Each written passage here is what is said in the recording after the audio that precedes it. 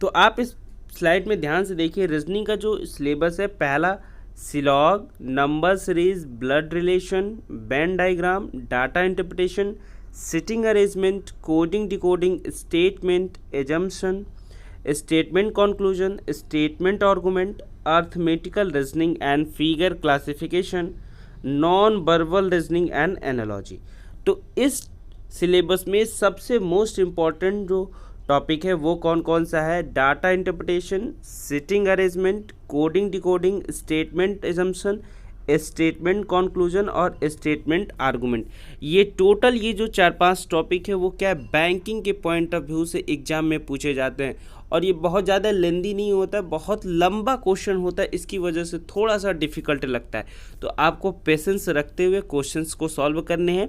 आज हम थोड़ा सा मॉडरेट लेवल के क्वेश्चंस लेके आए हैं ताकि आपको पहले एक मोटिवेशन मिले और आप अच्छे से रीजनिंग के क्वेश्चंस को अटेम्प्ट कर सके। तो चलिए आज का सेशन शुरू किया जाए। आज का पहला क्वेश्चन है, दिए गए विकल्पों में सही संख्या ज्ञात करें। तो सबसे पहले देखिए, यहाँ पे दिया है 0.15, यहाँ पे दिया है 0.0015। तो ध्यान दीजिए कि यहाँ पॉइंट के बाद 2 है, यहाँ पे पॉइंट के बाद 4 है। तो देख लीजिए कि पॉइंट के बाद किस में 4 है, वही ऑप्शन हमारा करेक्ट हो जाएगा। तो सबसे पहले देखिए कि ऑप्शन नंबर बी में पॉइंट के बाद 4 डिजिट दिख रहे हैं, तो ऑप्शन नंबर बी क्या हो जाएगा, हमारा राइट आंसर हो जाएगा। नेक्स्ट क्वेश्चन की तरफ चलते हैं। नेक्स्ट क्वेश्चन हमारा है, निम्नलिखित में कौन से शब्द का दर्पण में समान प्रतिबिंब दिखाई देगा।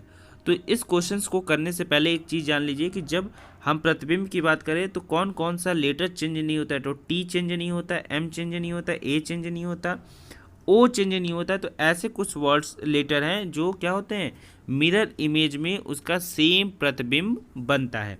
तो देखिए कि टी एम ए किस में है, तो सबसे पहले देखिए टी एम ए किस में है, ऑप्शन नंबर डी में है। तो ऑप्शन नंबर डी हमारा क्या हो जाएगा, राइट आंसर हो जाएगा।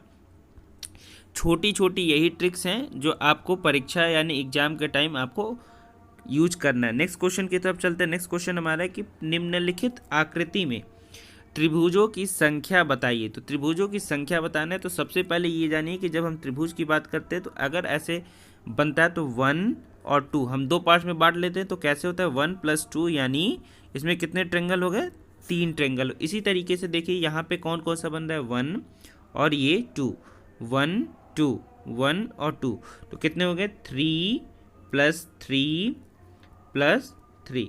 अब कौन कौन और एक्स्ट्रा कौन कौन से ट्रेंगल बनेंगे देखिए, तो टोटल हमारे इसमें 9 हो गए, और बड़े वाले ट्रेंगल PQR + 1, और इसमें 2 ट्रेंगल है यानी 2 ये हो गए। तो 9 1 10 2 12, एक कौन सा होगा, ये हो गया, ठीक है ये। तो 9 1 10 10 2 12 1 13, तो ऑप्शन नंबर सी यहाँ पे क्या हो जाएगा, राइट आंसर हो जाएगा, ठीक है। नेक्स्ट प्रश्न की तरफ चलते हैं। नेक्स्ट प्रश्न हमारा है कि निम्नलिखित आकृतियों की एक श्रृंखला में लुप्त संख्या का पता लगाइए। अब ये क्या है कि मिसिंग नंबर का कॉन्सेप्ट इसमें लगेगा। सबसे पहले देखिए कि ये यहाँ 51 अगर आया है तो कैसे इस नंबर्स का क्या खेल हुआ है कि हम 51 ला सकते हैं। तो यहाँ पे देखिए कि अगर हम सभी नंबर्स को ऐड करते हैं तो ऐड करेंगे तो 51 आएगा नहीं, क्योंकि 7 4 11 और 11 5 16, 16 4 20, और 20 का कोई मल्टीपल हमारा 51 नहीं है। तो हम अगर गुणा भी करते हैं, 7 × 4 क्या होता है, 28 होता है, और 5 चौको 20 होता है। तो अगर हम इसको ऐड कर देते हैं तो 48 आता है, ये भी नहीं होगा। अब हम क्रॉस मल्टीप्लाई करके देखेंगे कि क्या क्रॉस मल्टीप्लाई पे आ रहा है। देखिए 7 5 35 और 4 चौको 16, तो 35 और 16 हमारा क्या होता है, 51 होता है, ठीक है। तो 51 यहाँ आ गया। आगे देखिए क्या ये पैटर्न फॉलो कर रहा है, तो 36 18 और 5 दूना 10, 18 10 28, हाँ ये पैटर्न फॉलो कर रहा है, कौन सा, क्रॉस मल्टीप्लाई का। तो आगे देख लीजिए 5 5 25 और 4 3 12, तो 25 और 12 क्या होता है, 37 यानी 37। तो ऑप्शन नंबर डी यहाँ पे क्या हो जाएगा, राइट आंसर हो जाएगा। अब आपको एक एक पैटर्न चेक करना पड़ेगा ही, अदरवाइज आपके क्वेश्चंस नहीं होंगे। लेकिन पैटर्न कौन से पहले यूज करेंगे, तो सबसे पहले हम प्लस देखेंगे, फिर माइनस देखेंगे, फिर गुणा देखेंगे। अगर ये पैटर्न आपको समझ में नहीं आता है तो आप नंबर पे जाइए कि अगर हम नंबर को ऐड करते हैं तो क्या ये बड़ा वाला छोटा वाला नंबर आ सकता है, नहीं आ सकता है। उस हिसाब से आपको प्लस माइनस गुणा भाग यूज करना रहता है मिसिंग नंबर में। चलिए नेक्स्ट प्रश्न देखिए, नेक्स्ट प्रश्न है कि एक घड़ी में 7:30 हुए हैं तो घड़ी की दोनों सुइयों के बीच का कोण क्या होगा। तो आप एक फार्मूला याद कर लीजिए। एक फार्मूला जो होता है 30h - 11/2m। तो अब 30h - 11/2m है तो क्या हुआ कि 30 और h की जगह पे ये हावर है, m मतलब मिनट है। तो 30 × 7 यानी क्या, ये 7 घंटा है तो 30 × 7। आगे देखिए 30 × 7 - 11/2 और मिनट कितना है 30 है तो 2 से हम यहाँ काट दिए तो क्या हो गया 15 और 11 × 15 कितना होता है 165।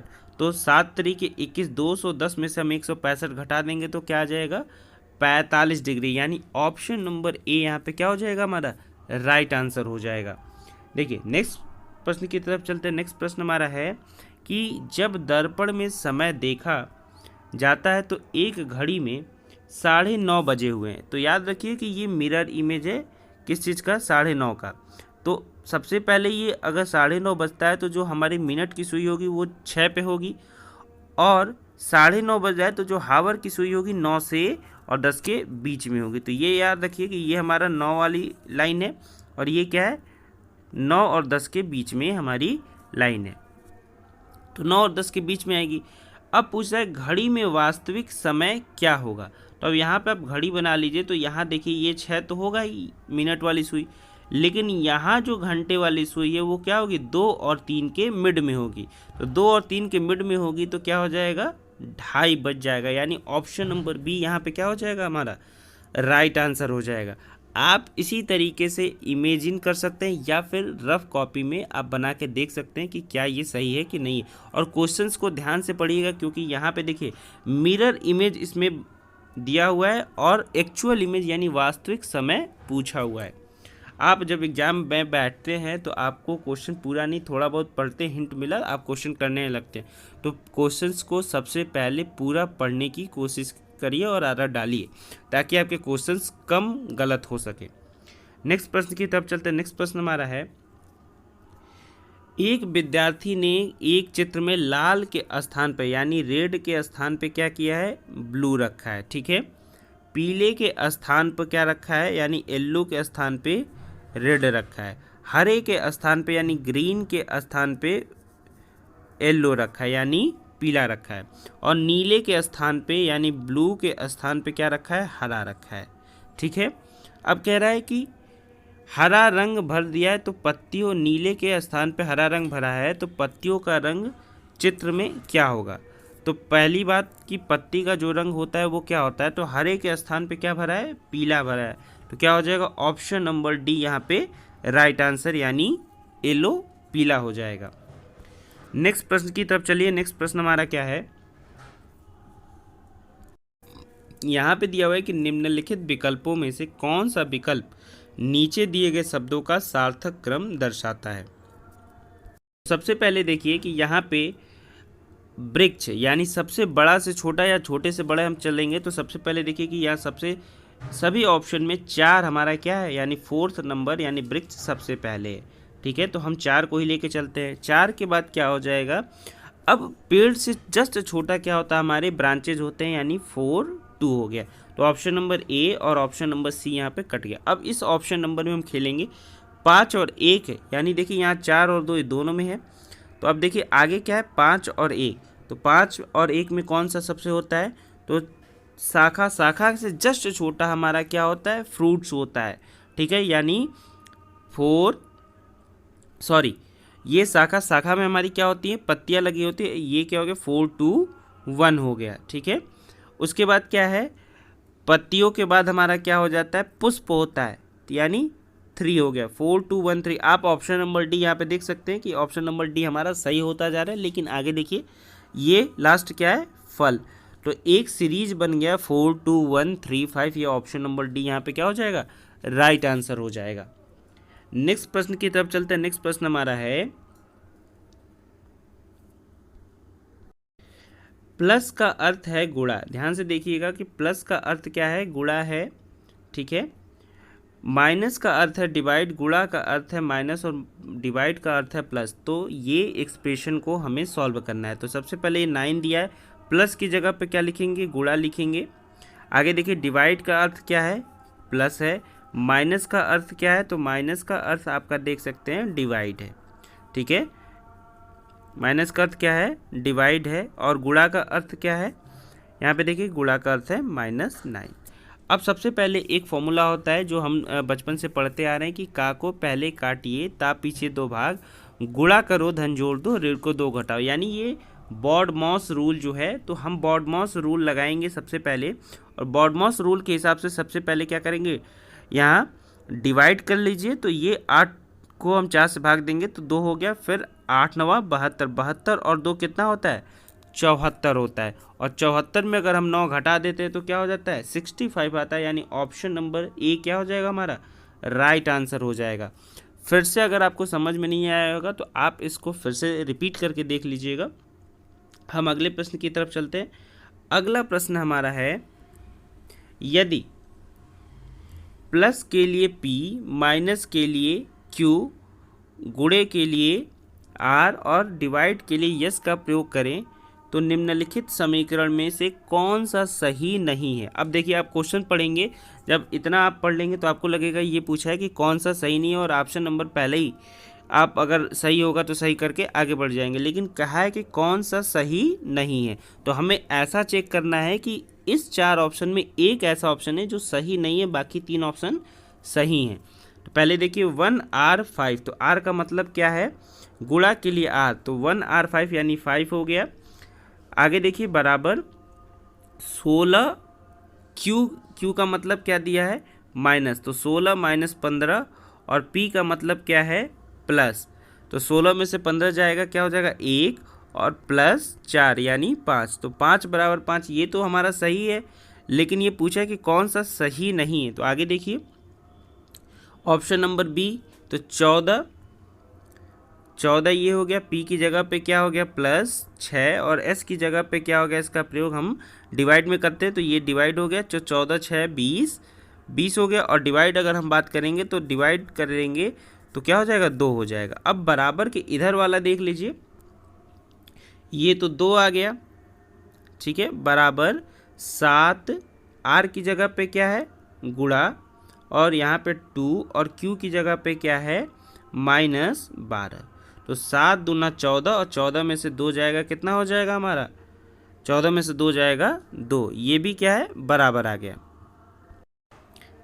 नेक्स्ट क्वेश्चन देखिए, यदि R के लिए P, माइनस के लिए Q और गुणा के लिए R और डिवाइड के लिए यस का प्रयोग करें तो निम्नलिखित समीकरण में कौन सा सही नहीं है। आप ठीक से पढ़िएगा क्वेश्चंस को, यहाँ पे पूछा है सही नहीं है, तो यानी 3 ऑप्शन आपके क्या होंगे, सही होंगे, एक ऑप्शन ऐसा होगा जो गलत होगा, उसी को हमें टिक करना है। तो आगे देखिए 1R5 का मतलब R की मतलब है गुणा, तो 1R5 यानी 5 बराबर 16 Q 15, Q का मतलब माइनस यानी 16 माइनस 15 1, और P मतलब पॉजिटिव, यानी यहाँ पे जो प्लस का साइन किसे P से डिनोट है, तो 1 + 4 यानी 5, तो ये तो हमारा सही हो गया। लेकिन यहाँ पूछा है क्या, नहीं है। आगे देखिए 14P, तो 14 और P का मतलब हमारा क्या है, यहाँ देखिए प्लस, तो 14 + 6 डिवाइड बाई 10, तो ये हमारा डिवाइड कर देंगे तो क्या हो जाएगा, 14 + 0.6 यानी 14.6। आगे देखिए ये जो 7R2Q 12 है, तो 7R का मतलब क्या दिया है, गुणा, तो 7 × 2 और Q मतलब माइनस, और 12, 7 दूना 14, और 14 में से 12 जाएगा कितना, 2 हो जाएगा। तो ये देखिए 14.6 बराबर 2 है, तो ये तो होता नहीं है बराबर, क्योंकि एक तो आ रहा है 14.6 और दूसरा क्या आ रहा है, 2 आ रहा है, तो ऑप्शन नंबर बी हमारा क्या हो जाएगा, यहाँ पे राइट आंसर हो जाएगा। आगे चेक करने की जरूरत नहीं, क्योंकि यहाँ सिर्फ पूछा है कि कौन सा सही नहीं है, तो जो सही नहीं होगा उसको हम टिक करेंगे और आगे बढ़ जाएंगे। तो ऑप्शन नंबर बी यहाँ पे क्या हो जाएगा, हमारा राइट आंसर हो जाएगा। अगर आपको ये चीज़ें समझ में नहीं आ रही तो आप बार बार रिपीट करके देखिए। अगर उसके बाद भी कोई डाउट रह जाता है तो ज़रूर कमेंट करके बताइएगा, या इंस्टाग्राम पे आप मुझे फॉलो करके पर्सनल डाउट्स आप पूछ सकते हैं। चलिए नेक्स्ट प्रश्न की तरफ चलते हैं। नेक्स्ट प्रश्न हमारा है, एक परीक्षा में एक विद्यार्थी को एक गलत उत्तर देने पर 1/3 अंक होना पड़ता है और एक सही उत्तर देने पर 1 अंक प्राप्त होता है। यानी गलत उत्तर होने पे 1/3 अंक काटा जाता है और सही उत्तर पे 1 अंक दिया जाता है। आपका जो एक क्वेश्चन बनेगा, सबसे पहले देखिए कि जो सही वाले प्रश्न हैं उनको हम मान लेते हैं x, ठीक है। अगर उनको x मानते हैं तो गलत वाले हमारे क्या हो जाएंगे, 54 - x, ठीक है। अब हमारा क्या है कि सही पे 1 नंबर मिलता है और गलत पे हमारा कितना मिलता है, 1/3 मिलता है और टोटल हमारा कितना हो जाता है, 30 हो जाता है। अगर हम इसको सॉल्व करते हैं तो x की वैल्यू क्या आ जाती है, 36 आ जाती है। तो यहाँ पूछा क्या है कि सही प्रश्न यानी सही उत्तर वाले प्रश्नों की संख्या बताइए। तो सही प्रश्नों वाले उत्तर की जो संख्या है वो क्या है, x बराबर 36, यानी ऑप्शन नंबर बी यहाँ पे क्या हो जाएगा, राइट आंसर हो जाएगा। फिर से इक्वेशन समझ लीजिए एक बार अच्छे से। यहाँ सही वाले को हम x मान लेते हैं और गलत वाले को क्या हो जाएगा हमारा, 54 - x, क्योंकि टोटल हमारे क्वेश्चंस क्या है, 54 हैं।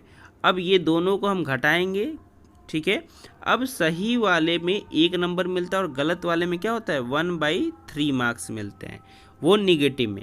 तो टोटल हमारा कितना है, 30 है। अगर हम इसको सॉल्व करते हैं तो x की वैल्यू क्या आ जाती है, 36 आ जाती है। यही हमारा राइट आंसर हो जाएगा, यानी ऑप्शन नंबर बी यहाँ पे राइट आंसर हो जाएगा।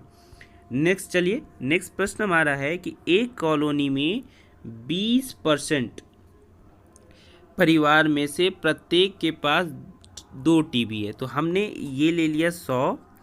अब इसमें क्या है कि 20% के पास क्या है, प्रत्येक के पास 2 टीवी, यानी 20 के पास 2 टीवी। आगे देखिए शेष परिवारों के 30% के पास, तो शेष हमारा बचा क्या, 80%। 80 का 30 यानी 8 त्रिके 24%। ये क्या है, इनके पास कितना है, 3 टीवी है, ये 3 टीवी हो गया। आगे देखिए शेष परिवार, तो पहली बार 100 में से हम 20 और 24 को घटा देंगे तो क्या हो जाएगा, 56 हो जाएगा। 56 के पास क्या है, शेष परिवारों में प्रत्येक के पास 1 टीवी है, ये याद रखिए 1 टीवी है। तो अब ऑप्शन नंबर कौन सा हमारा करेक्ट हो जाएगा, 80% परिवारों के पास कम से कम 1 टीवी है। ये तो गलत है क्योंकि 80% के पास तो 1 टीवी नहीं, 56% तो यही है जिनके पास 1 टीवी है, ठीक। ऑप्शन नंबर बी देखिए कि 50% परिवारों के पास 2 टीवी है। तो 50% परिवार नहीं, सिर्फ 20% ऐसे फैमिली हैं और यहाँ पे अगर हम इनकी भी काउंट कर ले तो 20 और 24 यानी 44% ऐसे परिवार है जिनके पास क्या है, 2 टीवी हैं। आगे देखिए 56% परिवारों के पास 1 टीवी सेट है। तो ये 100% क्या हो जाएगा, हमारा राइट आंसर हो जाएगा, ठीक है। तो ऑप्शन नंबर सी यहाँ पे क्या हो जाएगा, करेक्ट हो जाएगा। चलिए नेक्स्ट प्रश्न की तरफ चलते हैं। नेक्स्ट प्रश्न हमारा है, निम्नलिखित शब्दों को शब्दकोश के अनुसार व्यवस्थित कीजिए। तो आपको देखिए डिक्शनरी देखना होता है तो कैसे देखा जाता है, ये छोटी सी ट्रिक है, दिमाग में रख लीजिए। अगर नहीं रखा जा रहा है तो दिमाग के ढक्कन को खोलिए और वहाँ पे अच्छे से उसको रखिए। देखिए यहाँ पे सबसे पहले देखिए कि सभी में बी है, बी है, बी है, बी है। बी के बाद क्या है, आई है, तो आई हो गया, बी आई हो गया। आगे देखिए तीसरा क्या है, एक में पहले में आर है, दूसरे में एल है, तीसरे में भी एल है, चौथे में भी एल है और पांचवे में क्या है, आर है। तो हमें पहले और पांचवे को नहीं देखना है क्योंकि आर एल से एल के बाद में आता है, इसलिए हमें पांचवे और पहले को नहीं देखना। अब दूसरे, तीसरे और चौथे को देखिए। तो दूसरा में देखिए कि एल के बाद क्या है, के है। तो के कितने नंबर पे आता है, के आता है 11 नंबर पे। एल कितने पे आता है, 12 पे आता है, इसमें भी 12 पे। तो पहले देखिए 2 किस में है, ऑप्शन नंबर बी में और ए में 2 है। अब उसके बाद हो गया हमारा, ये क्लियर हो गया कि ये 2 तो सबसे पहले आएगा, तो 2 को हमने हटा दिया। अब देखना है 3 और 4 में। तो 3 और 4 में हम देखेंगे तो क्या देखेंगे, B I double L, B I double L. यहाँ क्या हो जाएगा, 3 हो जाएगा, यानी 3 और 4 में 3 हमारा क्या होगा, 2 के बाद आएगा। तो 2, 3 सिर्फ और सिर्फ ऑप्शन नंबर किस में है, बी में। तो ऑप्शन नंबर बी क्या हो जाएगा हमारा राइट आंसर, यानी 2, 3, 4, 1, 5 हमारा राइट आंसर हो जाएगा, ठीक है। चलिए हम नेक्स्ट प्रश्न की तरफ चलते हैं। नेक्स्ट प्रश्न हमारा है, श्रृंखला में गलत पद को ज्ञात करें। ये क्या है कि ये एक सीरीज दिया है, इसमें हमें गलत नंबर को सिलेक्ट करना है। तो अब देखिए 98, 72, 50, 31, 18 और 8 दिया हुआ है। तो सबसे पहले हम ऐसे सीरीज देता है तो क्या करते हैं, घटाते हैं। तो अब देखिए 98 में से 72 को अगर हम घटाते हैं तो क्या हो जाएगा, 98 में से 72 को घटाएंगे तो 72, 50, 31, 18 और 8 दिया है। अगर हम 98 में से 72 को घटाते हैं तो क्या आता है, 26 आता है। आगे देखिए 72 में से 50 को घटाते हैं तो हमारा क्या आ जाता है, 22 आता है। ठीक है, आगे देखिए 50 में से 31 को घटाते हैं यानी 31 को घटाते हैं तो 19 आता है। अब 31 में से 18 को अगर हम घटा देते हैं तो क्या आ जाता है, 13 आ जाता है। आगे देखिए 18 में से 8 को घटाते हैं तो 10 आ जाता है। तो यहाँ पे देखिए डिफरेंस 4 चल रहा है। ठीक है, यहाँ पे भी हमें डिफरेंस क्या होना चाहिए, 4 होना चाहिए। तो 4 बनाने के लिए क्या करेंगे, ये 31 को हम क्या कर देंगे, 32 करके चेक करेंगे कि क्या ये सीरीज 4 पे बैठ रहा है कि नहीं बैठ रहा है। अगर हम 50 के बाद 31 की जगह पे 32 कर देते हैं तो क्या हो जाएगा, हमारा 18 हो जाएगा। ठीक, अब 32 में से 18 जाएगा तो क्या हो जाएगा हमारा, 32 में से अगर 18 जाता है हमारा तो क्या हो जाता है, 12 2 14 हो जाएगा। ठीक है, अब 14 यहाँ पे हो जाएगा, 14 का डिफरेंस हमारा क्या देखेंगे, 18 और 14 का डिफरेंस क्या हो जाएगा, 4 हो जाएगा। फिर यहाँ पे देखिए 18 में से 8 हमने घटाया था तो 10 आया था, 14 में से 10 जाएगा तो क्या हो जाएगा, फिर 4 हो जाएगा। यानी यहाँ पे जो 31 है वो हमारा क्या है, इनकरेक्ट है, यानी ऑप्शन नंबर ए यहाँ पे क्या हो जाएगा, राइट आंसर हो जाएगा। नेक्स्ट प्रश्न की तरफ चलिए। नेक्स्ट प्रश्न हमारा है, देखिए मीना का स्थान ऊपर तथा नीचे दोनों ओर से 15वां है। अब देखिए जब 15वां स्थान ऊपर से भी है नीचे से भी, तो यानी मीना का स्थान ये 15, इसके ऊपर भी 14 लोग होंगे और इसके नीचे भी 14 लोग होंगे। तो 14 ऊपर 14 नीचे 28 और एक मीना, कितना हो गया टोटल 29, यानी ऑप्शन नंबर बी यहाँ पे क्या हो जाएगा, हमारा राइट आंसर हो जाएगा। चलिए नेक्स्ट प्रश्न की तरफ चलते हैं। नेक्स्ट प्रश्न है, अशोक बिंदु पी से चलना प्रारंभ करता है। ये देखिए बड़ा ट्रिकी क्वेश्चन है। अशोक क्या है कि बिंदु पी से चलना प्रारंभ करता है। बिंदु पी, आप देखिए आगे क्या दिया कि वह 10 किलोमीटर उत्तर की ओर चलता है। तो पहले हम डायरेक्शन बना ले कि कैसे बनता है, ये नॉर्थ, ये साउथ, ये ईस्ट, ये वेस्ट। अब बिंदु पी से, ये बिंदु पी हम सेंटर को मान लेते हैं, बिंदु पी से क्या उत्तर की ओर चलना शुरू करता है और 10 किलोमीटर चलता है, यहाँ पहुँच गया।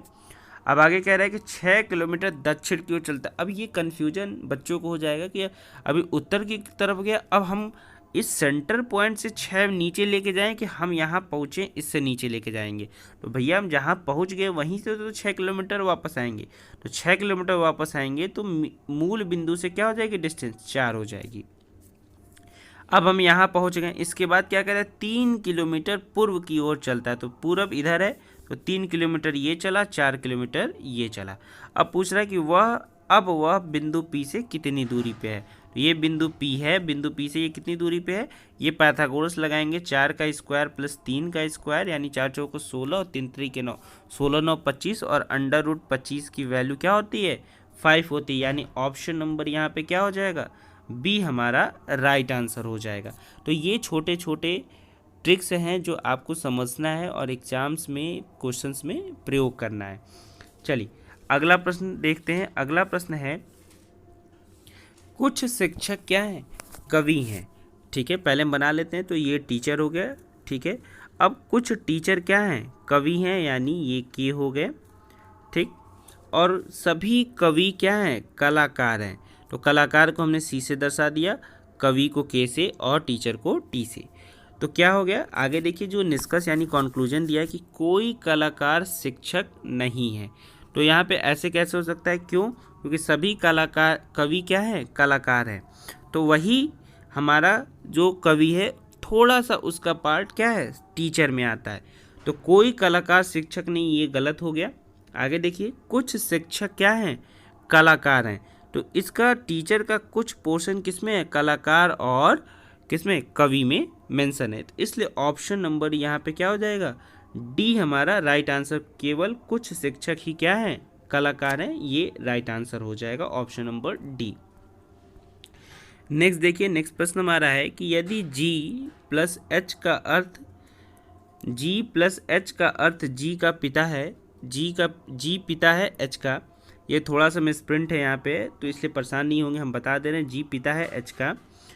यदि G माइनस H का अर्थ है G माता है H की, यदि G गुणा H का अर्थ है G बहन है H की। तो बताना में क्या है कि P क्या है, दादी हैं S की। तो अब हमें यही बताना है कि P क्या है, दादी हैं किसकी, यस की। अब ये छोटे से ट्रिक्स आप ध्यान से सुनिएगा। अब पहला ऑप्शन दिया है कि P minus Q into S plus R, तो P हमारा क्या हो जाएगा यहाँ पे, P माइनस किसका है, P माता है किसकी, Q की, ठीक। गुणा का अर्थ होता है क्या, बहन, तो Q क्या है, सिस्टर है यस की, ठीक है। आगे क्या है, प्लस आर, अब प्लस किसका साइन है, पिता का, तो ये क्या हो गए, फादर हो गए। तो ये तो सीरीज बनी ही नहीं रहा, पी दादी ही नहीं हो पाएंगी ये फादर की, ठीक है, एस की, ठीक है। ये एस से पूछा है तो यस तो ये सिस्टर है, यहाँ पे क्या है, एक सिंगल जनरेशन है तो ये तो बनेगा नहीं, तो ऑप्शन नंबर ए क्या हो जाएगा, गलत हो जाएगा। नेक्स्ट देखिए यहाँ पे P इंटू क्यू है और आगे क्या है, देखिए P इंटू इंटू का अर्थ होता है सिस्टर, P सिस्टर है किसकी, Q की, ठीक है। प्लस का अर्थ होता है फादर, यानी Q फादर है किसके, R के, ठीक। R माइनस एस, माइनस का अर्थ होता है माता, R माता है किसकी, यस की।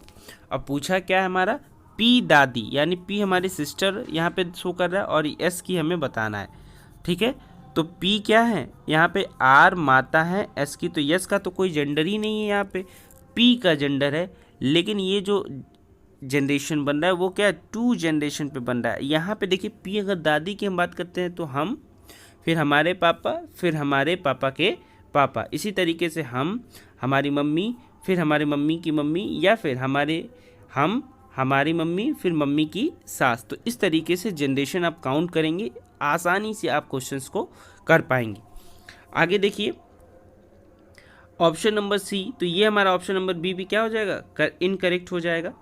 ऑप्शन नंबर सी देखिए तो P इंटू आर है, इंटू का क्या अर्थ है, P सिस्टर है R की, आगे क्या है, R प्लस Q है, तो प्लस का अर्थ होता है R फादर हैं किसके, Q के, और माइनस का अर्थ क्या है, माइनस का अर्थ है माता है किसकी, यस की। अब देखिए P हमारा तो दादी, ये मेल फीमेल आप समझते रहिए, अगर मेल फीमेल से भी अगर आप समझ पाएंगे तो भी क्वेश्चन आपको आसानी से हो पाएगा। अब यहाँ P तो हमारा सिस्टर तो शो कर रहा है, लेकिन P क्या है, सिस्टर है किसकी, R की, और R क्या है, फादर है Q के, और Q क्या है, मदर है यस की। तो यहाँ पे क्या हो रहा है, देखिए फिर वही सिर्फ 2 जनरेशन चल रहा है।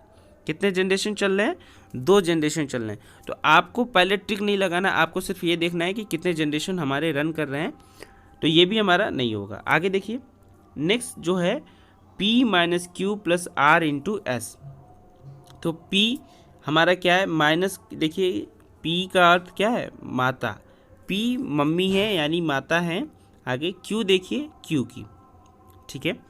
अब प्लस का अर्थ क्या होता है, फादर, Q फादर है किसके, R के, और इंटू यस, यानी क्या है कि R हमारे क्या है, सिस्टर हैं किसकी, यस की, R किसकी है, तो R क्या हो गई, सिस्टर हो गई यस की। तो अब देखिए यहाँ पे जो पैटर्न हमारा बन रहा है कि P हमारी क्या है, मदर है, और Q हमारा Q फादर है, और Q फादर किसके हैं, R के हैं, तो R के फादर Q हो गए, और R जो सिस्टर हैं किसकी, यस की। तो ये दोनों भाई बहन हो गए, ये इनके फादर हो गए, इनके फादर की मम्मी क्या हो गई, इन लोगों की दादी हो जाएंगी। तो ऑप्शन नंबर डी यहाँ पे क्या हो जाएगा, राइट आंसर हो जाएगा। अगर आपको ये चीज़ें अगर एक बार में समझ में नहीं आए तो आप 2-3 बार इसको रिपीट करके देखिए, बिल्कुल समझ में आ जाएगा। उसके बाद भी अगर समझ में नहीं आता है तो आप मुझसे ज़रूर डाउट पूछ सकते हैं, इंस्टाग्राम से जाके पूछ सकते हैं, या फिर आप कमेंट करके पूछ सकते हैं। चलिए अगले प्रश्न की तरफ चलते हैं। अगला प्रश्न हमारा है, कौन सा अक्षर समूह अन्य समूहों जैसा नहीं है। तो अन्य समूह जैसा हमें ऐसा समूह फाइंड करना है जो एक दूसरे से मैच नहीं कर रहा है। तो देखिए यहाँ पे पहले ऑप्शन में दिया है FMT, तो F क्या होता है, 6 पे होता है, M होता है 13 पे, T होता है 20 पे। तो F और M का डिफरेंस कितना है, 7, और M से T का डिफरेंस भी क्या है, 7 है। तो ऑप्शन नंबर ए में 7 है। ऑप्शन नंबर बी देखिए, H और O में डिफरेंस कितना है, 7 का है, और O में O 15 पे, V 22 में है, तो 15 और यानी 22 में डिफरेंस क्या है, 7 का है। आगे देखिए के हमारा कितना पे होता है, 11 पे होता है, आर हमारा कितना पे होता है, 18 पे होता है, तो ये 7 का डिफरेंस आया। आगे क्या होता है, के हमारा अगर 18 में हम 7 जोड़ते हैं तो क्या होता है, 25 होता है। तो यहाँ पे क्या दिया है 24 दिया है, तो ये ऑप्शन नंबर सी यहाँ पे क्या हो जाएगा, राइट आंसर हो जाएगा, क्योंकि यहाँ पे जो सीरीज बन रहा है 7 और 6 का बन रहा है, 18 6 24 का बन रहा है, एक्स वाई जेड, एक्स कितने पे होता है 24 पे होता है, लेकिन होना क्या चाहिए 7 और 7 का यहाँ पे के आर क्या होना चाहिए वाई होना चाहिए। ठीक है, तो ऑप्शन नंबर सी यहाँ पे क्या हो जाएगा, राइट आंसर हो जाएगा। चलिए नेक्स्ट प्रश्न की तरफ चलते हैं। नेक्स्ट हमारा प्रश्न है, निम्नलिखित में से कौन सा समूह के समान है। तो यहाँ समूह देखिए क्या दिया हुआ है, 3 6 और 13 दिया है, तो 6 में से 3 घटाएंगे तो 3, और फिर 13 में से 6 घटाएंगे तो हमारा क्या हो जाएगा 7। अब 3 7 किस में से डिफरेंस आ रहा है ये हमें चेक करना है। तो 7 में से 4 घटाएंगे तो 3 आ जाएगा, ठीक है, और 12 में से 7 घटाएंगे तो 5 आ जाएगा, तो ये तो नहीं हुआ, ऑप्शन नंबर 1 कट गया। आगे देखिए 8 में से 5 घटाएंगे तो 3, और 14 में से 8 घटाएंगे तो 6, ये भी नहीं हुआ, ऑप्शन नंबर ए भी कट गया। 9 में से 6 घटाएंगे तो 3, और 15 में से 9 घटाएंगे तो कितना हो जाएगा 6, यानी option number A B C हमारा नहीं होगा, ऑप्शन नंबर सी चेक कर लेते हैं। 11 में से 8 घटाएंगे 3, और 18 में से 11 घटाएंगे तो 7, यानी ऑप्शन नंबर डी क्या हो जाएगा हमारा 100% करेक्ट हो जाएगा, यानी 3 6 13 के पैटर्न को फॉलो करेगा। नेक्स्ट प्रश्न देखिए क्या है कि लक्ष्मी की माता नगेंद्र के पिता की पुत्री हैं, नगेंद्र लक्ष्मी से क्या संबंध है। अब देखिए ये चीज़ समझने वाली बात है कि लक्ष्मी की जो माता है कोई लड़की है, उनकी जो मम्मी है, ठीक है, नगेंद्र के पिता की पुत्री हैं, नगेंद्र के पिता, ठीक है, नगेंद्र के पिता ये फादर हो गए, नगेंद्र के पिता की क्या है पुत्री हैं, ठीक है, तो नगेंद्र का लक्ष्मी से संबंध क्या हो जाएगा, तो क्या हो जाएगा यहाँ पे, तो ये जो फादर है नगेंद्र के पिता की पुत्री, तो नगेंद्र के पिता, और यहाँ पे ये जो पुत्री है यही क्या है लक्ष्मी की माता है, तो यहाँ पे क्या हो जाएगा ऑप्शन नंबर ए यहाँ पे राइट आंसर हो जाएगा, क्योंकि नगेंद्र की जो का लक्ष्मी से संबंध क्या हो जाएगा मामा का हो जाएगा, यानी उनके मम्मी के भाई का। आगे देखिए नेक्स्ट प्रश्न हमारा क्या है कि पी ने क्यू से कहा तुम मेरे पिता के इकलौते पुत्र के बेटे हो। तो सबसे पहले ये देखिए इस क्वेश्चन में क्या कहा है कि तुम मेरे पिता के इकलौते पुत्र के बेटे हो, तो इसमें भतीजा चाचा की तो बात ही नहीं आएगा। अब बात आएगा क्या बेटा और भाई का, तो जो पी ने क्या कहा कि तुम मेरे पिता के यानी मेरे पिता के इकलौते पुत्र, ठीक है, तो मेरे पिता के इकलौते पुत्र यानी मेरे पुत्र इकलौते पुत्र के बेटे हो, तो क्या हो जाएगा यहाँ पे क्यू का पी से जो संबंध हो जाएगा वो क्या हो जाएगा बेटा का हो जाएगा, यानी क्यू का पी से संबंध क्या है बेटा का, यानी ऑप्शन नंबर ए यहाँ पे राइट आंसर हो जाएगा। नेक्स्ट प्रश्न की तरफ चलिए। नेक्स्ट प्रश्न हमारा क्या है कि नीचे दिए गए आकृति में वर्ग तथा दीर्घ वृत्त में आने वाले परंतु आयत तथा त्रिभुज में न आने वाले संख्या ज्ञात करिए। तो ध्यान रखिएगा कि वर्ग और दीर्घवृत्त में आ जाए लेकिन आयत और त्रिभुज में न आए। तो सबसे पहले आयत कौन सा है, आयत ये है 10 9 6 और त्रिभुज ये है। वर्ग और दीर्घवृत्त, तो वर्ग ये है, ये बड़ा वाला वर्ग, और दीर्घवृत्त ये है। तो इसमें देखिए सिर्फ और सिर्फ क्या आ रहा है 5 आ रहा है, यानी ऑप्शन नंबर बी यहाँ पे क्या हो जाएगा राइट आंसर हो जाएगा। नेक्स्ट प्रश्न की तरफ चलिए। नेक्स्ट प्रश्न हमारा क्या है कि 50 विद्यार्थियों की एक कक्षा में 36 विद्यार्थी मैथ पढ़ते हैं, 28 विद्यार्थी जीव विज्ञान पढ़ते हैं। गणित तथा जीव विज्ञान दोनों पढ़ने वाले विद्यार्थियों की संख्या बताइए। तो क्या करेंगे इन दोनों को जोड़ के 50 उसमें से घटा देंगे, तो 28 प्लस 36, ठीक है, तो 28 प्लस 36, ठीक है, तो 8 6 14 4 हो गया, 3 2 5 1 6 हो गया। 64 में से 50 घटा देंगे, तो 64 में से 50 घटाएंगे तो क्या हो जाएगा 14, यानी ऑप्शन नंबर बी यहाँ पे राइट आंसर हो जाएगा। ठीक है, आगे देखिए, आगे दिया है कि यदि व्यक्ति टाइगर को QDGFHS लिखता है, इसी तरह से MONKEY को क्या लिखेगा। तो कौन सा पैटर्न लगा ये देखिए, T क्या होता है 20 होता है, यहाँ पे देखिए 19 दिया है, यहाँ पे Q दिया है यानी 17 दिया है।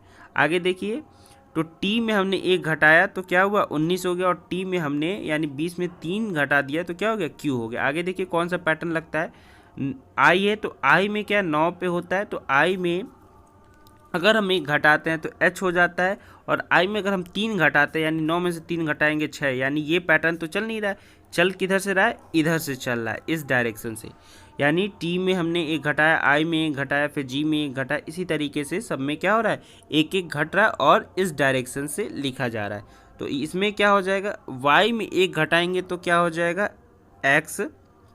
यहाँ से देखिए एम में एक्स एक घटा देंगे तो एम में एक घटाएंगे तो क्या हो जाएगा, एल। आगे ओ है, ओ में एक घटा देंगे, ओ 15 पे आता है, 15 में से एक घटा देंगे 14 यानी एन। आगे देखिए एन एल है, एन को हम एक घटा देंगे, एन में से एक घटाएंगे तो एम।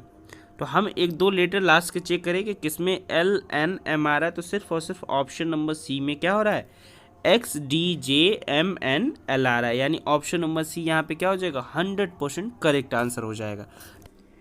एक नर्सिंग होम के लिए आवश्यक होता है, तो सबसे पहले बात करें कि ऑप्शन देखिए, नर्स, एम्बुलेंस, डॉक्टर एंड दवा। अब नर्सिंग होम में क्या होता है कि जिसको हम एक क्लिनिक कहते हैं, नर्सिंग क्लिनिक, उसमें क्या होता है, सबसे आवश्यक होता है ऑप्शन नंबर सी यानी डॉक्टर। नर्स, एम्बुलेंस और डॉक्टर। देखिए अगर पेशेंट की अगर हम बात करें तो पेशेंट को सबसे पहले ज़रूरत होती है डॉक्टर की। डॉक्टर से पहले अगर पेशेंट घर पे है या फिर ऐसे सिचुएशन में कि वो खुद से नहीं आ सकता तो एम्बुलेंस होगा। लेकिन यहाँ कह रहा है कि नर्सिंग होम के लिए आवश्यक पूछा है, तो क्या हो जाएगा, option number C doctor. Next प्रश्न की तरफ चलते हैं। नेक्स्ट प्रश्न है कि 854 बराबर 12, 467 बराबर 38, तो 683 बराबर क्या बताइए। तो यहाँ पे देखिए कि जो लास्ट में जो दो टर्म है 54 उसका मल्टीप्लाई करिए, तो 5 4 जो 20 एंड 8 घटा दीजिए। भैया देखो 4 5 का गुणा कर दो और 8 घटा दो, 4 5 20 और 20 में से 8 जाएगा तो क्या हो जाएगा, 12। इसी तरीके से 7 6 के 42, 42 में से 4 जाएगा तो कितना हो जाएगा, 38। लास्ट में देखिए 8 3 के 24, 24 में से 8 घटा देंगे तो क्या हो जाएगा, 18, जो हमारा क्या है, ऑप्शन नंबर सी है। तो यहाँ पे जो करेक्ट ऑप्शन हो जाएगा क्या हो जाएगा, ऑप्शन नंबर सी 18। नेक्स्ट सवाल की तरफ चलिए। नेक्स्ट सवाल हमारा जो दिया है कि एक सांकेतिक भाषा में से के रहे बराबर क्या है, गर्म बढ़िया चाय है, एकदम गर्मा गर्म बढ़िया चाय है, किसका, से के रहे से। पेक चा केर यानी पेक चा केर बराबर क्या है, बढ़िया कड़क शुद्ध, और नेप चाहे बराबर क्या है, ताज़ा शुद्ध चाय। तो अब हम पहले और दूसरे में देखते हैं, तो पहले और दूसरे में कौन कौन सा कॉमन है, बढ़िया कॉमन है, ठीक है, ये ध्यान दीजिए। और इसमें क्या कॉमन है, केर कॉमन है, ठीक है। तो ये क्या हो गया, केर का हो गया बढ़िया, ठीक है। अब जो केर वाला ऑप्शन है वो काट दे, क्योंकि केर किसका निकल गया, बढ़िया का निकल गया, और पूछा किसका है, कड़क चाय का। तो केर सी है और डी है, तो ये हमने ऑप्शन काट दिया। देखिए भैया ऑप्शन एलिमिनेट करना आपको आना चाहिए ताकि कम समय में आप क्वेश्चंस के आंसर को दे सके। देखिए दूसरे और तीसरे को अगर हम कंबाइन करते तो दूसरे और तीसरे में क्या कॉमन है, यहाँ पे चा कॉमन है और यहाँ पे क्या कॉमन है, शुद्ध कॉमन है। तो चा वाला कौन सा है, इसमें देखिए शुद्ध कहीं नहीं पूछा, पूछा है कड़क चाय का, तो चा ऑप्शन बी में, ये भी काट दीजिए। तो यहीं पे आंख बंद करके अब लगा दीजिए ऑप्शन नंबर ए पेक है। तो ऑप्शन नंबर ए यहाँ क्या हो जाएगा हमारा, 100% राइट हो जाएगा। चलिए अगले प्रश्न की तरफ चलते हैं। अगला प्रश्न दिया है कि असंगत आकृति चयन कीजिए। इस आकृतियों में हमें क्या करना है, असंगत आकृति यानी जो सबसे डिफरेंट है वो चयन करना है। तो आप देख सकते हैं यहाँ पे क्या है, दो लाइन दिया हुआ है, दो लाइन में और इसमें इसमें और इसमें क्या है, टच नहीं कर रहा है वो दो लाइन, लेकिन ऑप्शन नंबर ए में क्या है, ये टच कर रहा है और एक दूसरे को कट कर रहा है इस पॉइंट पे। तो ऑप्शन नंबर ए हमारा क्या हो जाएगा, असंगत हो जाएगा। तो राइट आंसर ऑप्शन नंबर ए यहाँ पे सही जवाब हो जाएगा। चलिए नेक्स्ट प्रश्न पे चलते हैं। तो नेक्स्ट प्रश्न हमारा है कि वह शब्द जो इन्फॉर्मेशन शब्द के अक्षरों के इसी क्रम में बनाए, ये ध्यान देखिए कि इसी क्रम में हमें क्या होना चाहिए, अक्षरों का एक शब्द बना होना चाहिए। तो पहले देखिए NATION, तो यहाँ पे क्या है MATION, तो ऑप्शन नंबर ए गलत हो गया। ऑप्शन बी देखिए फॉर्मेट FORMAT, तो यहाँ पे मिल गया FORMAT, तो ऑप्शन नंबर बी क्या हो जाएगा हमारा, राइट आंसर हो जाएगा। चलिए नेक्स्ट प्रश्न की तरफ चलते हैं। नेक्स्ट प्रश्न हमारा जो दिया है कि निम्नलिखित आकृति एक श्रृंखला बनाती है, उस श्रृंखला की आकृति को पहचानना है मुझे। तो देखिए कि यहाँ पे हमारा क्या है कि 5 फिगर दिया और छठे पे हमें क्वेश्चन मार्क दिया है, तो छठवा हमारा फिगर बताना है। तो कौन सा पैटर्न चल रहा है, पैटर्न को ऑब्जर्व करिए, उसके बाद आप ऑप्शन को टिक करेंगे। तो सबसे पहले देखिए कि यहाँ एरो है पहले फिगर में, तो कहाँ चला गया, यहाँ चला गया।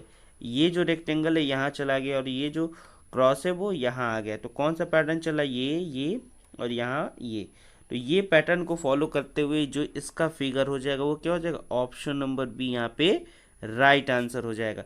तो पैटर्न को आपको समझना बहुत जरूरी है कि पैटर्न कौन सा चल रहा है। 31 यानी 31वें नंबर का जो सही जवाब हो जाएगा ऑप्शन नंबर बी यहाँ पे करेक्ट हो जाएगा। चलिए नेक्स्ट प्रश्न की तरफ चलते हैं। नेक्स्ट प्रश्न हमारा दिया है कि नीचे एक पासे की दो स्थितियां दिखाई गई हैं, यदि 5 निचले तल पर है तो कौन सी संख्या ऊपर के तल पर होगी। देखिए भैया यहाँ पे हम कैसे करते हैं डाइस के क्वेश्चन को, थोड़ा सा देख लीजिए। 2 3 4 हमने क्या लगाया इसमें, क्लॉकवाइज लगाया इस फिगर में, तो इसमें भी क्लॉकवाइज लगाएंगे। कॉमन हमारा 2 2 है तो 2 से चलेंगे, 2 1 और 6। अब देखिए 3 के नीचे 1 हो जाएगा, 4 के नीचे 6, तो 2 के नीचे क्या हो जाएगा, 5 हो जाएगा। तो ऑप्शन नंबर बी यहाँ पे क्या हो जाएगा हमारा राइट आंसर हो जाएगा। ठीक है, थोड़ा सा फास्ट इसलिए चल रहे हैं क्योंकि आपको थोड़ा सा फास्ट करने की हैबिट पड़ सके। चलिए नेक्स्ट प्रश्न की तरफ चलते हैं। नेक्स्ट प्रश्न हमारा दिया है कि आकृति में लुप्त संख्या ज्ञात कीजिए। तो ऐसे क्वेश्चंस को सबसे पहले हम क्या करते हैं, मल्टीप्लाई करके देखते हैं, और मोस्ट ऑफ द केसेस में क्या होता है, क्रॉस मल्टीप्लिकेशन होता है। तो हम देखते हैं कि क्रॉस मल्टीप्लिकेशन में क्या बनता है। तो यहाँ पे देखिए 2 का 11 बन रहा है, तो क्या करेंगे 2 का 5 में मल्टीप्लाई करेंगे, 5 प्लस 1। तो देखिए 5 दूना 10 1 11, यहाँ तो 11 बन रहा है। आगे देखिए क्या बन रहा है, 4 पचे 20 20 1 21, ये भी बन रहा है। 5 पचे 25 और 25 1 26, ये भी बन रहा है। यानी ये हमारा पैटर्न क्या हो गया, नंबर इंटू 5 प्लस 1। अब आगे देखिए यहाँ पे जो 8 बचा है, तो 8 पचे 40 40 1 41, यानी ऑप्शन नंबर बी यहाँ पे क्या हो जाएगा हमारा राइट आंसर हो जाएगा। चलिए नेक्स्ट प्रश्न की तरफ चलते हैं। नेक्स्ट प्रश्न दिया है कि यदि स्कूटर को कोड 94 हो तो ट्रेन का कोड क्या होगा। तो एस देखिए नंबर अल्फ़ाबेटिकल प्लेस वैल्यू मुझे आना चाहिए। अगर ये आपको नहीं आता है तो फिर आप इसकी प्लेस वैल्यू नहीं निकाल सकते और आप इसका कोड भी नहीं निकाल सकते। लेकिन मैं बता दे रहा हूँ कि आपको इंग्लिश के प्लेस वैल्यू अच्छे से लर्न कर लीजिए, ताकि आप जब एग्जाम में बैठे तो रफ कॉपी में लिखने की जरूरत ना पड़े। अब यस का क्या होता है, यस होता है 19 होता है, ठीक है। सी हमारा 3 होता है, ओ 15 होता है, तो 2 बार है तो हमने 30 लिख दिया। फिर टी होता है 20, ई होता है 5 और आर क्या होता है हमारा 18, ठीक है। तो यहाँ पे हम टोटल को ऐड कर देते हैं तो क्या हमारा हो जाता है 95 आ जाता है, ठीक है। लेकिन यहाँ पे तो 94 है तो एक हम घटा लेते हैं, 95 में से 95 में से एक घटा लेंगे तो क्या हो जाएगा हमारा 94 हो जाएगा। क्या ये सेम पैटर्न या इस कोड में बन रहा है। तो ट्रेन को हम ऐड करते हैं, फिर से देखिए कि ट्रेन का होता है 20 प्लस 18 प्लस 1 प्लस 9 प्लस 14। अगर हम इसको ऐड कर देते हैं तो क्या हमारा हो जाता है 62, और 62 में से 1 घटा देते हैं तो क्या हो जाता है 61। यानी ऑप्शन नंबर डी में ये आंसर हमें मिल गया। ऑप्शन नंबर डी क्या हो जाएगा हमारा सही जवाब हो जाएगा। चलिए तो ये पैटर्न हमारा फॉलो करके option number D right answer हो जाएगा। नेक्स्ट सवाल की तरफ चलते हैं। नेक्स्ट सवाल हमारा है कि निम्नलिखित अंकों के क्रम में पहले 8 और बाद में 3 के बीच 6 अंक कितनी बार आया है। ध्यान से देखिएगा, पूछा है कि 8 हमारा पहले होना चाहिए, 8 और बाद में 3 होना चाहिए और बीच में क्या होना चाहिए 6। तो 8 6 3 जहाँ भी बनेगा उतनी बार हम काउंट करके लिख देंगे। तो देखिए पहले ही यहाँ पे एक बन गया, आगे 8 6 तो आ रहा है लेकिन 3 नहीं आ रहा है तो ये हम नहीं लेंगे, कंसीडर नहीं करेंगे। फिर यहाँ 8 6 3 आ रहा है, तो यहाँ पे क्या है 2 बार यानी 2 टाइम्स 8 6 3 आ रहा है। यानी ऑप्शन नंबर बी हमारा क्या हो जाएगा राइट आंसर हो जाएगा। चलिए अगले प्रश्न की तरफ चलते। अगला प्रश्न दिया है कि t प्लस के माइनस एम। तो t प्लस के माइनस एम का मान क्या हो सकता है। तो t का मुझे पता है क्या होता है कि 20 होता है, k का क्या होता है 11 होता है और m का क्या होता है -13। तो 20 और 11 ऐड किए तो 31, यानी 31 31 में से 13 घटेगा तो 18, यानी ऑप्शन नंबर बी 18 मतलब आर होता है, ठीक है। तो यहाँ पे क्या हो जाएगा राइट आंसर बी।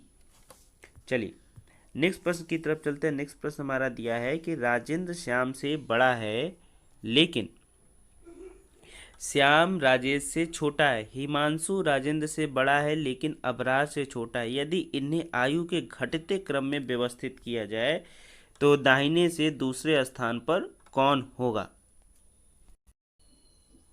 तो ये तो रहा आपका फिगर। अब देखिए कि यहाँ पे जो फिगर बना है अबरार, एच, एच किसका, हिमांशु का, आरजे क्या है, राजेंद्र का, यहाँ श्याम है, फिर राजेश है, फिर यहाँ पे हमने ये फिगर बना दिया। अब समझने वाली बात क्या है कि आपको इस तरीके से असेंबल करके आपको फिगर बनाना है। अब पूछा क्या इस क्वेश्चन में कि दाहिने से दूसरे स्थान पे क्या होगा, दाहिने यानी हमारा राइट डायरेक्शन में से देखेंगे कि दूसरे पे क्या होगा। तो दूसरे पे श्याम और राजेश दोनों आ रहे हैं, तो हमें ज्ञात करना असंभव है, यानी इसको हम ज्ञात नहीं कर सकते। ऑप्शन नंबर डी क्या हो जाएगा हमारा राइट आंसर हो जाएगा। अगर दो की जगह पे सिर्फ एक कोई किसी बंदे का नाम रहता तो हम ऑप्शन तो बता देते, लेकिन जब दो बंदे हैं तो हम यहाँ पे ज्ञात नहीं कर सकते कि कौन दाहिने से दूसरे स्थान पर होगा। तो ऑप्शन नंबर डी यहाँ पे सही जवाब हो जाएगा। चलिए नेक्स्ट प्रश्न की तरफ चलते हैं। नेक्स्ट प्रश्न दिया है कि सीता और गीता सूर्यास्त के समय एक दूसरे के आमने सामने खड़ी थी। यदि सीता की परछाई उसके बाईं ओर हो तो गीता का चेहरा किस दिशा में होगा। अब ऐसे जो शैडो वाले हमारे क्वेश्चंस आते हैं उसको कैसे करते हैं, इसके पहले छोटा सा एक कॉन्सेप्ट जान लीजिए कि ये हमारा मान लीजिए सन है, मॉर्निंग में हो गया, मॉर्निंग में, तो यहाँ पे जो इमेज बनेगा, ठीक है, मान लीजिए कि कोई पर्सन ऐसे खड़ा है और कोई पर्सन ऐसे खड़ा है, तो जो सन के साइड होगा वो इमेज वहाँ इमेज नहीं बनेगा। इसी तरीके से अगर हम इवनिंग के टाइम की बात करें तो इवनिंग में सन इधर हो गया, अब यहाँ पे कोई पर्सन ऐसे खड़ा है और इधर से ऐसे खड़ा है, तो यहाँ पे इमेज कभी नहीं बनेगा। तो ध्यान रखिएगा कि ये कॉन्सेप्ट है आपके शैडो इमेज कैसे बनते हैं उसका। सूरज के पास आपका इमेज कभी नहीं बनेगा। अब क्वेश्चन में पूछा है कि यदि सीता की परछाई, पहले देखिए सूर्यास्त की बात हुआ है तो हम सूर्यास्त का फिगर बना लेते हैं इवनिंग का।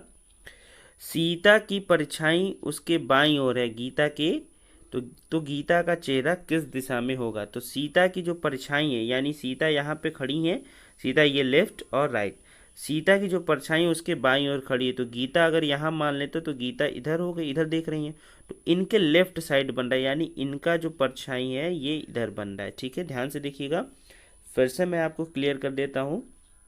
ये क्या हो गया, इवनिंग का टाइम हो गया, ये सन हो गया। ठीक है, सीता इधर से खड़ी हैं तो इनका लेफ्ट, इनका राइट, और इनका ये गीता इधर से खड़ी, इधर लेफ्ट, इनका राइट। ठीक है, तो कह रहा है कि सीता की जो परछाई है इसके बाईं ओर बन रही, तो गीता के बाईं ओर यही इधर बनेगा, तो गीता का चेहरा किस दिशा में होगा। तो गीता का चेहरा किस दिशा में, उत्तर दिशा में होगा, यानी ऑप्शन नंबर ए यहाँ पे क्या हो जाएगा हमारा राइट आंसर हो जाएगा। ठीक है, चलिए अगर आपको ये वीडियो या क्वेश्चंस आपको समझ में एक आध क्वेश्चन नहीं आ रहे हैं तो आप ज़रूर कमेंट करके पूछ लीजिएगा। इसके बाद भी अगर आपको नहीं समझ में आता है तो आप मुझे इंस्टाग्राम पे फॉलो करके पूछ सकते हैं। इंस्टाग्राम का आईडी नीचे डिस्क्रिप्शन में दिया हुआ है। अगर आप इसका वीडियो पीडीएफ डाउनलोड करना चाहते हैं तो आप मेरे टेलीग्राम से डाउनलोड कर सकते हैं। टेलीग्राम का लिंक भी नीचे डिस्क्रिप्शन में दिया हुआ है। चलिए नेक्स्ट सवाल की तरफ चलते हैं। नेक्स्ट हमारा प्रश्न है कि एक व्यक्ति बस अड्डे पर 10:45 पूर्वाह्न को पहुंचा। ठीक है, आगे कह रहा है कि पूछताछ से पता चला कि उसके नगर के बस हर 4 घंटे बाद जाती है तथा एक बस ठीक 25 मिनट पहले जा चुकी है। यानी जिस टाइम पे वो आया है उससे 25 मिनट पहले एक बस चला गया, तो सबसे पहले हमने क्या किया, 10:45 में 25 घटा दिया, तो क्या हो गया 10:20। अब कह रहा है हर बस उसकी कितनी, हर 4 घंटे के अंतराल पे जाती है, तो इसमें हम क्या करेंगे 4 ऐड कर देंगे, तो 10:20 में 4 ऐड करेंगे तो 2:20, यानी ऑप्शन नंबर सी हमारा सही जवाब हो जाएगा। चलिए नेक्स्ट प्रश्न की तरफ चलते हैं। नेक्स्ट प्रश्न दिया है कि यदि कथन कुछ छात्र नेता हैं सत्य है तो बताइए कि निम्नलिखित विकल्पों में से कौन सा निश्चित रूप से तर्क संगत होगा। यानी यदि कुछ छात्र नेता हैं तो कुछ नेता भी क्या होंगे, छात्र होंगे, तो ऑप्शन नंबर ए हम देख लेते हैं, ये सही हो जाएगा। आगे देखिए कि सभी छात्र नेता, ये तो सभी की बात ही नहीं कर रहा है, कुछ की बात कर रहा है, तो सभी हो ही नहीं सकता। ऑप्शन नंबर सी देखिए कि सभी नेता छात्र, ये भी गलत है। उपयुक्त में से कोई नहीं, बिल्कुल गलत है, तो ऑप्शन नंबर ए क्या हो जाएगा, कुछ नेता छात्र, कुछ छात्र क्या है, नेता है, जो निश्चित ही ये तर्क संगत को फॉलो कर रहा है। ऑप्शन नंबर ए हमारा क्या हो जाएगा, सही जवाब हो जाएगा। ठीक है, चलिए नेक्स्ट प्रश्न की तरफ चलते हैं। नेक्स्ट प्रश्न दिया है हमारा कि 6 × 6 = 33, 8 × 2 = 41 तथा 8 × 6 = 43। अरे भैया फिर से समझ लो, 6 × 6 = 33, 8 × 2 = 41 और 8 गुणे 6 बराबर 43। तो कैसे बन रहा है ये पैटर्न समझिए आपको। यहाँ पे 6 और 6 दिया है तो 66 हमने ऐसे लिख दिया और 2 से क्या कर दिया डिवाइड कर दिया तो 33 आ गया, ठीक है। इसी तरीके से 82 को हमने क्या किया 2 से डिवाइड कर दिया तो 41 आ गया। इसी तरीके से 86 को भी हमने क्या किया 2 से डिवाइड किया है तो 43 आ गया। अब यहाँ पे 4 गुणे 5 है तो 4 गुणे 5 को हम 45 से लिख के 2 से भाग दे देंगे तो क्या हो जाएगा 22.5 आ गया। यानी ऑप्शन नंबर ए यहाँ पे क्या हो जाएगा हमारा राइट हो जाएगा। यही ऑप्शन नंबर ए में दिया है 22.5। तो यहाँ पे जो सही जवाब हो जाएगा 22.5 यानी ऑप्शन नंबर ए यहाँ पे करेक्ट हो जाएगा। चलिए नेक्स्ट प्रश्न की तरफ चलते हैं। नेक्स्ट प्रश्न हमारा है, ये क्वेश्चन थोड़ा सा अच्छे लेवल का है, आप इस क्वेश्चन को बहुत ध्यान से समझिएगा। दिया हुआ है कि पिता ने बच्चों को बताया कि उसके थैले में कुछ भैया क्या है संतरा है।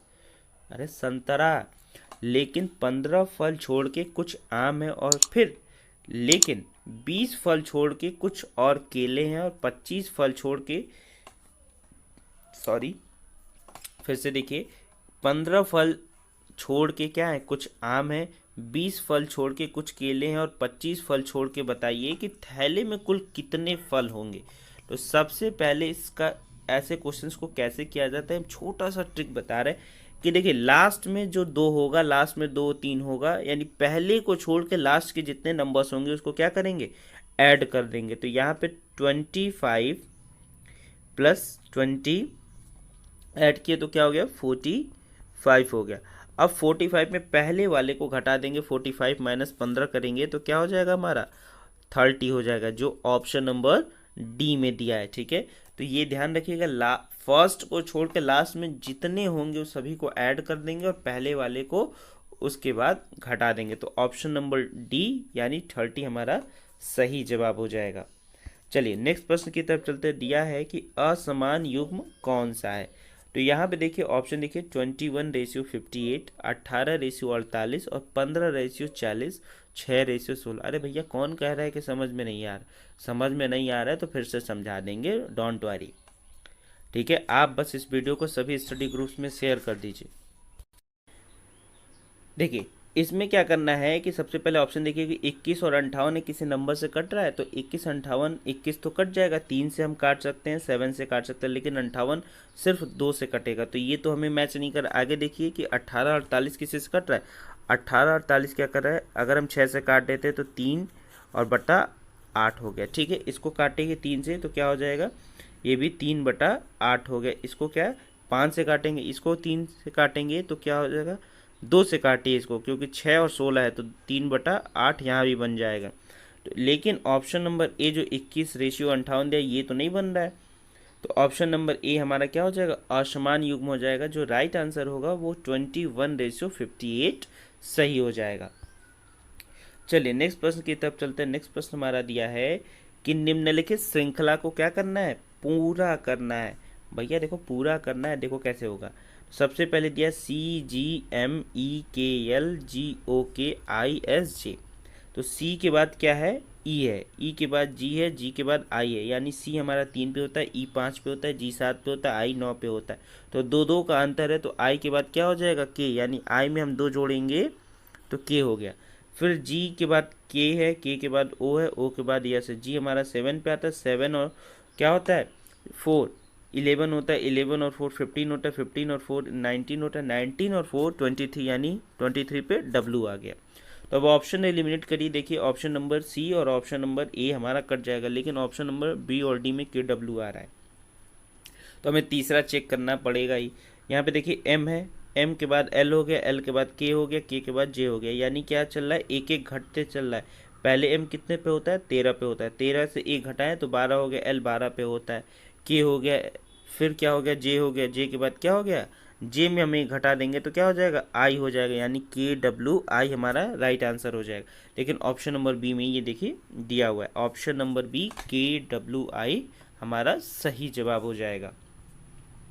चलिए नेक्स्ट प्रश्न की तरफ चलते। दिया है कि बीज का संबंध तेल से है, वही संबंध कागज का क्या होगा। तो देखिए भैया बीज से यानी अगर किसी तिलहन वाले बीज से हम क्या करते हैं तेल निकालते हैं, इसी तरीके से कागज से हम क्या बनाते हैं पुस्तक बनाते हैं। तो ऑप्शन नंबर डी यहाँ पे क्या हो जाएगा, राइट आंसर हो जाएगा।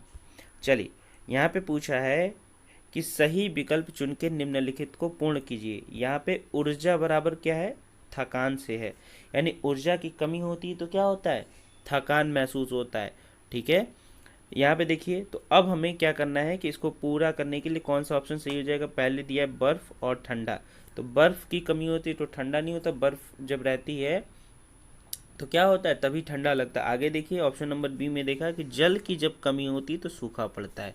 ये 100% करेक्ट हो जाएगा, यानी जो राइट आंसर होगा 46 का वो ऑप्शन नंबर बी यहाँ पे क्या हो जाएगा, सही जवाब हो जाएगा।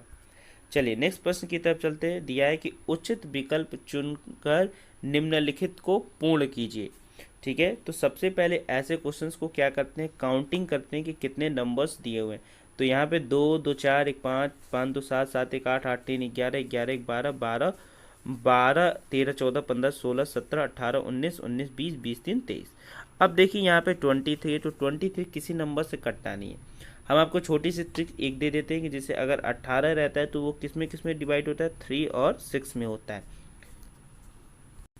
तो फिर देखिए कि यहाँ पे 18 तो 3 6 में बट गया। इसी तरीके से अगर 20 होगा तो क्या हो जाएगा, 4 5 में बट जाएगा। अगर 21 होगा तो क्या होगा, 7 3 में बट जाएगा। लेकिन यहाँ पे तो ऐसा नंबर है कि जो किसी नंबर से फैक्टर ही नहीं होगा। तो यहाँ पे देखिए कौन सा पैटर्न लग रहा है।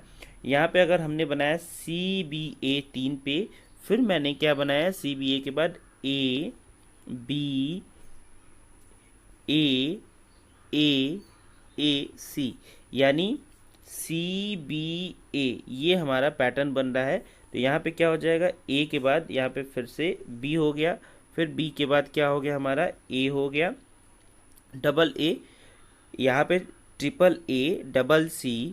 ठीक है, इसके बाद हमारा यही पैटर्न चलता जाएगा। तो क्या हो जाएगा, यहाँ पे B, फिर यहाँ पे C हो जाएगा। यानी ये किस में आ रहा है, BABC किस में आ रहा है, ऑप्शन नंबर हमारा बी में आ रहा है। तो हमारा राइट आंसर हो जाएगा जो 47 का है वो क्या हो जाएगा, ऑप्शन नंबर बी, BABC। यहाँ पे ऐसे पैटर्न चल रहा है। ठीक है, चलिए नेक्स्ट प्रश्न की तरफ चलते हैं। नेक्स्ट प्रश्न दिया है कि यदि 15 अगस्त 2003 को शुक्रवार हो तो 15 अगस्त 2005 को कौन सा दिन होगा। देखिए एक साल, नॉर्मली एक साल का गैप होता है, अगर वो लीप ईयर नहीं होता है तो +1 कर देता है, अगर लीप ईयर होता है तो क्या करते हैं, +2 कर देते हैं। तो देखिए 2003 से हम 2004 चलेंगे तो +2 हो जाएगा, फिर 2004 से 2005 चलेंगे तो क्या हो जाएगा, +1 हो जाएगा। तो +2 +1 यानी 3 दिन हम ऐड कर देंगे, शुक्रवार को 3 दिन ऐड करेंगे तो क्या हो जाएगा, सोमवार, यानी ऑप्शन नंबर हमारा क्या हो जाएगा, C राइट आंसर हो जाएगा। ठीक है, चलिए नेक्स्ट प्रश्न की तरफ चलते हैं। नेक्स्ट प्रश्न हमारा दिया है कि यदि कोका यानी COKACEP को व्यवस्थित करने पर एक पक्षी का नाम बनाया जा सकता है, उस पक्षी का नाम का तीसरा अक्षर हमें बताइए। तो आप यहाँ साफ साफ देख सकते हैं कि ये क्या बन रहा है, पीकॉक बन रहा है। ठीक है, अब इसमें पीकॉक बन रहा है तो सबसे पहले हम लिख लेते हैं कि पीकॉक PEACOCK। ठीक है, पीकॉक बन रहा है। पूछा क्या है, उस नाम का हमें तीसरा अक्षर बताना है। तो तीसरा अक्षर P पहले पे, E दूसरे पे, A तीसरे पे। तो ऑप्शन नंबर डी हमारा क्या हो जाएगा, राइट आंसर हो जाएगा। ठीक है, क्वेश्चंस को आप समझिएगा कि इसमें पूछा क्या है कि उस नाम का तीसरा अक्षर बताइए। ठीक है, तो तीसरा अक्षर हम स्टार्टिंग से ही देखेंगे, लास्ट से नहीं देखेंगे। चलिए अगले प्रश्न की तरफ चलते हैं। आज का लास्ट और प्रश्न है, निम्नलिखित में से कौन सी आकृति आलू, अंडा और सब्जियों के संबंध को दर्शाता है। तो सबसे पहले देखिए कि सब्जियों के अंदर क्या आता है, आलू आता है, लेकिन अंडा क्या है, एक मांसाहारी यानी नॉन वेजिटेरियन में आता है। तो इस सब्जियों के अंदर आलू आ गया, उसके बाद अंडा एक अलग हो गया। तो ऑप्शन नंबर C यहाँ पे एकदम साफ साफ दिख रहा है कि आलू का जो संबंध किससे है, सब्जी से है। तो सब्जी के अंदर आलू आ गया और अंडा क्या हो गया, अलग हो गया। तो यहाँ पे जो राइट आंसर हो जाएगा ऑप्शन नंबर C हो जाएगा। चलिए तो आज के लिए इस वीडियो में इतना ही। वीडियो आपको अच्छा लगा तो वीडियो को लाइक कर दीजिएगा। अगर चैनल पे पहली बार हैं तो चैनल को सब्सक्राइब करके पास में दिए बेल आइकन को जरूर प्रेस कर लीजिएगा। इसके बाद भी अगर कोई डाउट रहता है तो आप मुझे पर्सनली इंस्टाग्राम पे पूछ सकते हैं। इंस्टाग्राम का आईडी नीचे डिस्क्रिप्शन में दिया, आप जाके PDF हमारे टेलीग्राम से डाउनलोड कर सकते हैं। और सभी स्टडी ग्रुप्स में प्लीज़ शेयर कर दीजिए ताकि सभी अभ्यर्थियों तक क्वालिटी क्वेश्चन पहुंच सके। देखिए यूट्यूब पे बहुत सारे वीडियोज़ पढ़े लेकिन क्वालिटी क्वेश्चंस आपको इस वीडियो में देखने को मिला होगा। आज के लिए इतना ही। Thank you.